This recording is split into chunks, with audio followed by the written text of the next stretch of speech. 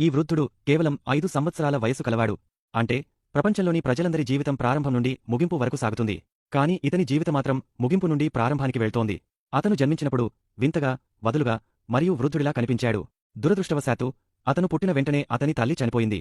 కాని అతని తండ్రి అతన్ని చూసి ఒక రాక్షసుడిగా భావించి అతన్ని తీసుకువెళ్లి అనాథాశ్రమం మెట్లపై విడిచిపెట్టి అతనిని అదృష్టానికి వదిలి వెళ్ళిపోయాడు. అదృష్టవశాత్తు అనాథాశ్రమంలోని ఒక నర్సు క్వీనీ అతనిని గమనించింది. ఒక క్షణం ఆమె కూడా భయపడింది. కాని మిస్ క్వీనీ అతనిని ఎత్తుకుని డాక్టర్ వద్దకు తీసుకెళ్ళింది. డాక్టర్ పరిశీలించినప్పుడు అతను ఏ విధంగానూ నవజాత శిశువులా లేడని కనుగొన్నారు. అంటే వృద్ధాప్యం వచ్చే అన్ని వ్యాధులు అతనిలో ఉన్నాయి. కంటిశుక్లం, కీళ్లనొప్పులు, చేతులు కాళ్లు బిగుసుకుపోవడం వంటి సమస్యలతో ఆ బిడ్డ బాధపడుతున్నాడు మరియు అతని శరీరం బలహీనపడుతోంది. డాక్టర్ అతన్ని పోలీసులకు అప్పగించి వదిలేయమని చెప్పారు. కాని నర్సు క్వీనీ ఎప్పటినుండో ఒక బిడ్డను కోరుకుంటోంది.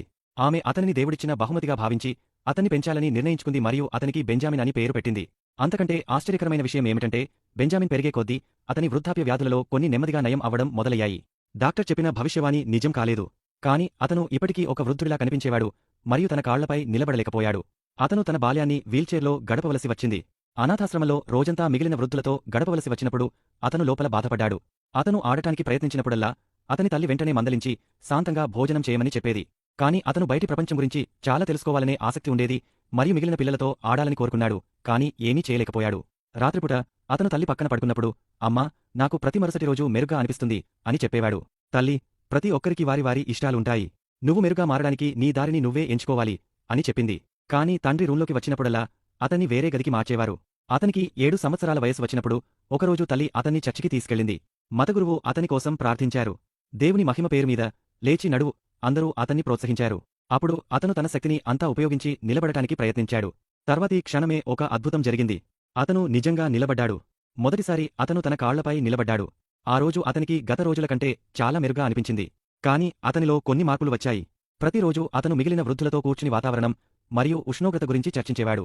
కాని ఒకరోజు అనాథాశ్రమానికి కథలు చెప్పడం చాలా ఇష్టపడే ఒక మరుగుజ్జు వ్యక్తి వచ్చాడు. ఆ వ్యక్తి బెంజామిన్ని ఎప్పుడూ వృద్ధుడిగా భావించలేదు మరియు అతని గురించి అడగడం మొదలుపెట్టాడు. కాని బెంజామిన్కి తన గురించి ఏమీ తెలియదు.